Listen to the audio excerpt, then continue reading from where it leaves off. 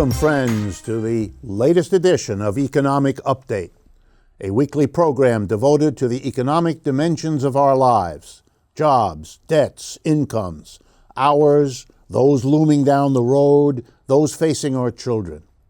I'm your host, Richard Wolff. I've been a professor of economics all my adult life, and I'm hoping that it prepared me well to present to you a kind of overview of some major economic events of the very recent past. Let me begin today with introducing you, electronically of course, to Philip Alston, a gentleman from Australia who has a very interesting title. He's the Special Rapporteur on Extreme Poverty and Human Rights. He started working for the United Nations back in 2014. He's part of what is known as the Special Procedures of the Human Rights Council of the United Nations. And in that capacity, he spent much of 2017 studying poverty, and particularly extreme poverty in the United States. He issued a preliminary report in December of 2017 and will be issuing a final report sometime in the spring of 2018. But he's already found enough to say in his interim report of last month things that I think we as Americans, and for those others around the world interested, need to know. We have in the United States a very serious problem of poverty and of extreme poverty. Rather than describe it in general terms, let me go over a few of the findings of Mr. Alston that I found especially striking. The United States spends more on health than most other advanced industrial countries, and yet it has many fewer doctors per person and many fewer hospital beds per person than those other countries. We seem to be spending more and getting less. And indeed, if there's a single theme running through this report, that's it. Let me go on. In 2013, the last year for which we have statistics, infant mortality in the United States, the percentage of newborn children that die in the first year, is greater in the United States than in any other advanced industrial country. Wow. The U.S. has the highest prevalence of obesity, overweight conditions, of any industrialized advanced countries. In a ranking of access to water and sanitation, the United States ranks 36th in the world. We have the highest rate of incarceration, putting people in jail. It's ahead of such countries as Turkmenistan, El Salvador, Cuba, Thailand, and the Russian Federation. We are incarcerating people at 5 times the average rate of advanced industrial countries. The youth poverty rate in the United States is the highest across the Organization for Economic Cooperation and Development, the OECD, which is an association of about 35 advanced industrial countries. 1/4 of youth live in poverty in the United States. The average for the OECD, 14%. I could go on, but the story is the same. We spend more than other people on the quality of our health care, and we get less in the way of health outcomes. And clearly associated with that, across the board of indicators, is the extraordinary inequality of wealth and income in the United States. The extent of our poverty problem is extraordinary. And just as extraordinary as the extent of our poverty problem is the need of our leaders not to confront it, not even to talk about it on a scale that the problem clearly merits. I want to turn next to a very brief economic update. It has to do about Oreo cookies. If I get it correctly, our president, Mr. Trump, is a fond consumer of Oreo cookies. And you may remember during the campaign that he made a point of the importance of keeping the Nabisco company that makes Oreos, producing them here in the United States. Nabisco is now a subsidiary of the Mondelez Corporation, which is a global mega corporation. So it is with a certain sadness that I need to inform all of you that Oreos are now going to be shifted to being produced in Mexico.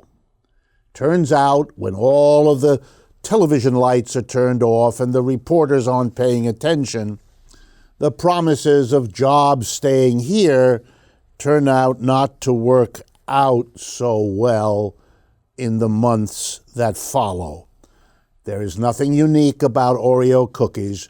Ford Motor Company has recently announced shifting more production likewise to Mexico, and the same is happening with automobile production in China and so on. And I will from time to time bring you these sad tidings in the interests of knowing what's actually going on. The bipartisan Market Watch survey that is well known to people who are active in the stock market reported on December 20th another economic update, which is striking.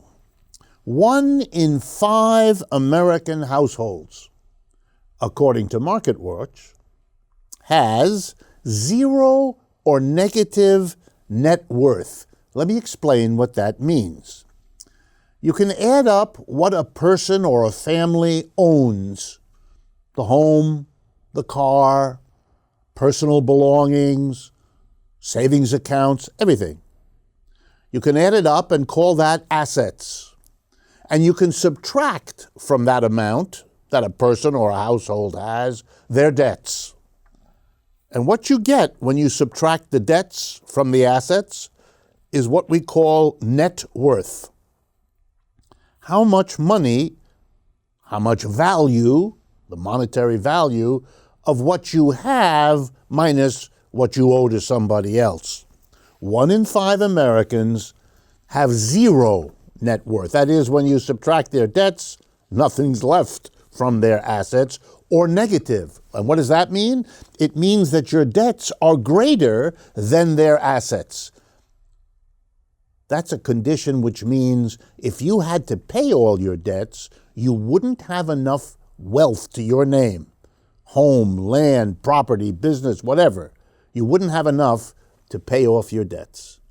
1/5 of Americans. That's why you hear those remarkable statistics that for half the American people, maybe more, an unexpected bill of $400 for an illness, for an accident, is a crisis. Those are the people who have no net assets at all. It's a statement, and it's a situation that we will have a lot to say about in the years and months ahead. It is a sign of an economic system that isn't working for the majority of the people in this society. That's what these statistics are all testimony to.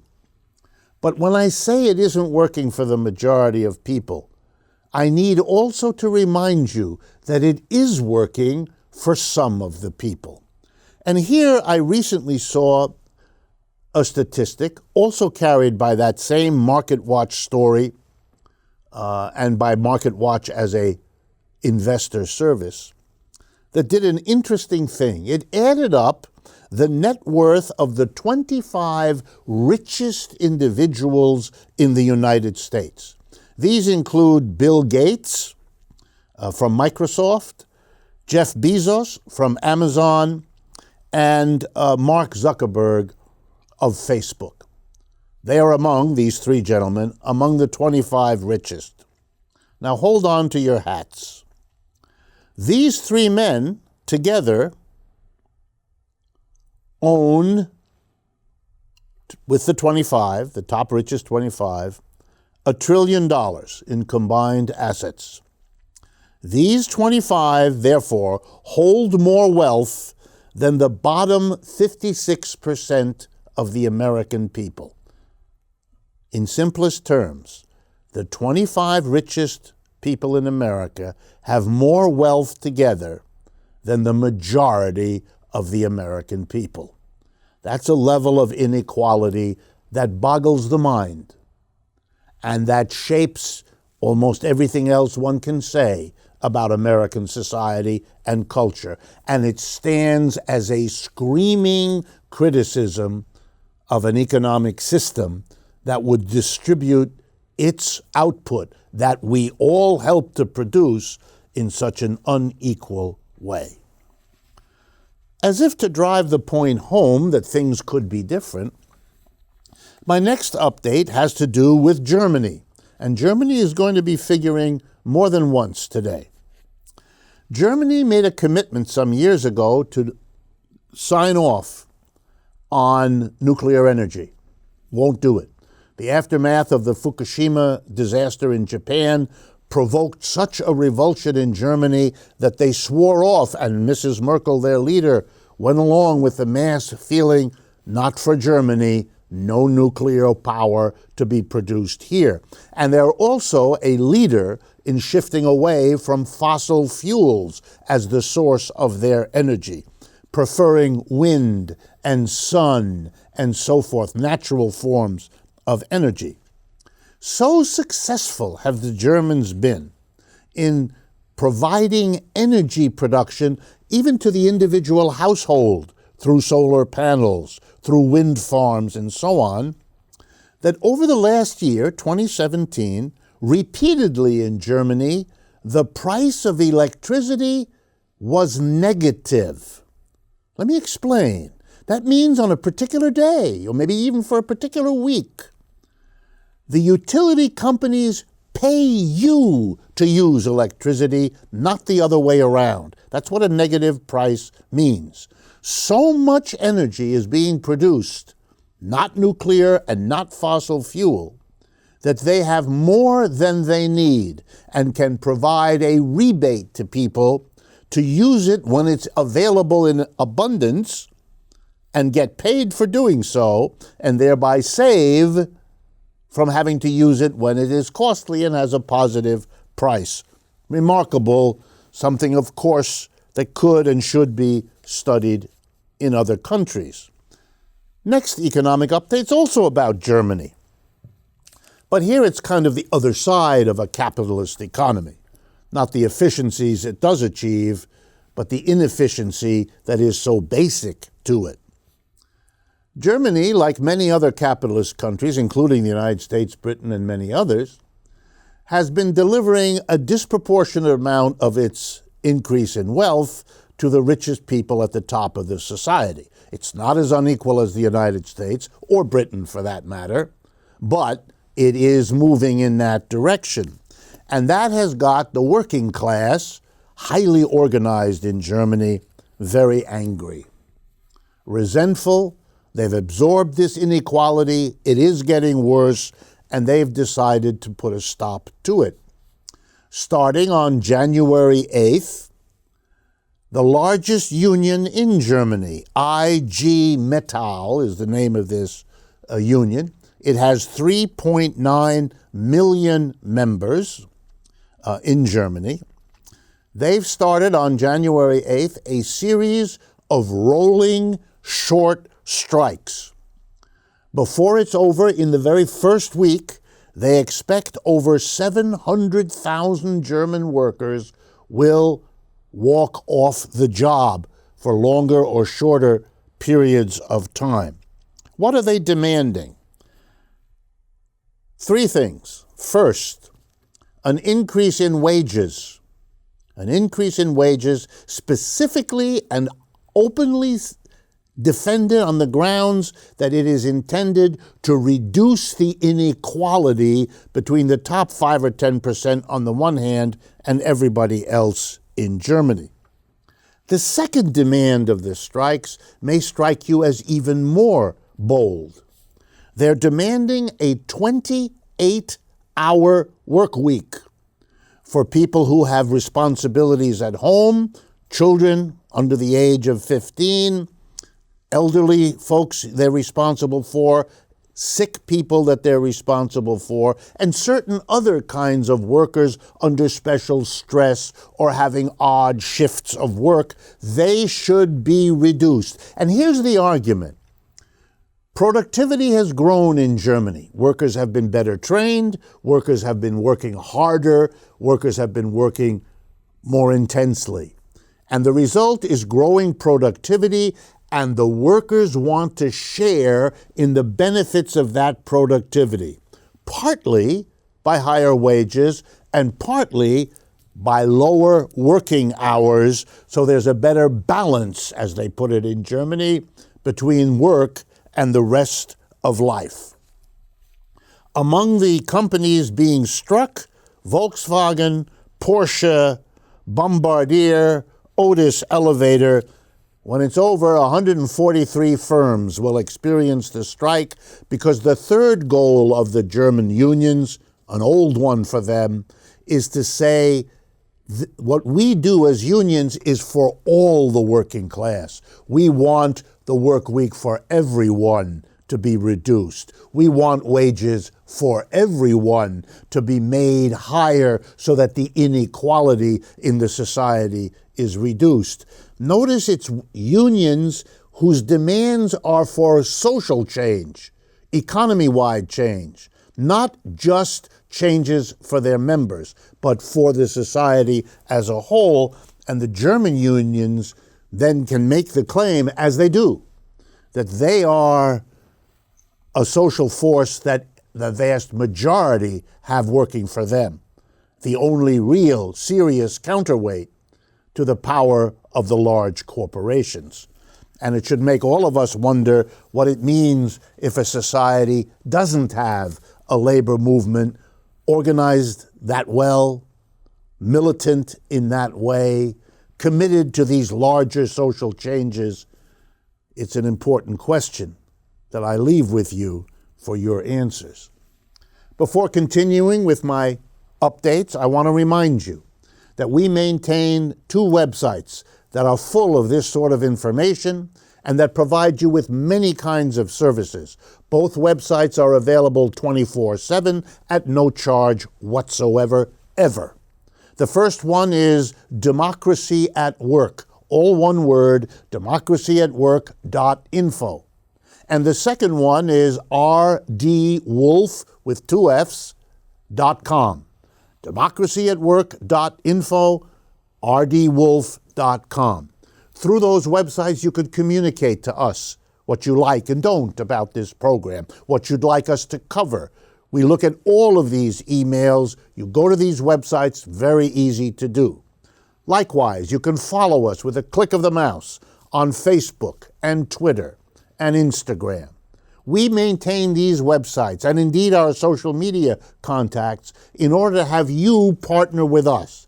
You can take what we do on this program and share it with your coworkers, with your neighbors, with your family. That makes the reach of what we do many times larger than what we alone could achieve. We want you as partners, and we hope you make use of what we do on this program and what we provide on those websites to partner with us. Finally, let me address a word to those of you that are listeners on the radio. If you would like to see this program as a television program, the easiest way to do that is to go to a website called patreon.com, Patreon, patreon.com/economic update. And that will allow you to see the entire program as a television program, if that would be a preference for you. Let me return then to the economic updates we have left. I want to celebrate with you an action taken by the small country of Iceland. It has now taken leadership in something where it was already a leader. That is, the gap between what men and women earn for the same work in Iceland is smaller than in most other countries. But it wasn't enough for the people of Iceland. They recognized that even though they, like other countries, have on the books laws that say you should pay equally for equal work, it wasn't in fact being enforced in many workplaces. So a new law took effect on January 1st, 2018 in Iceland.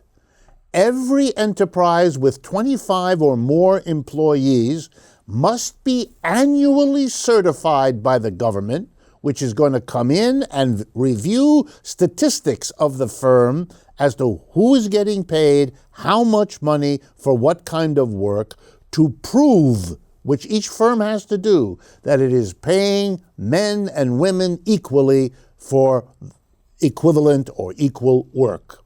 It is a commitment to overcoming centuries of unequal treatment between the two genders, and it is long overdue.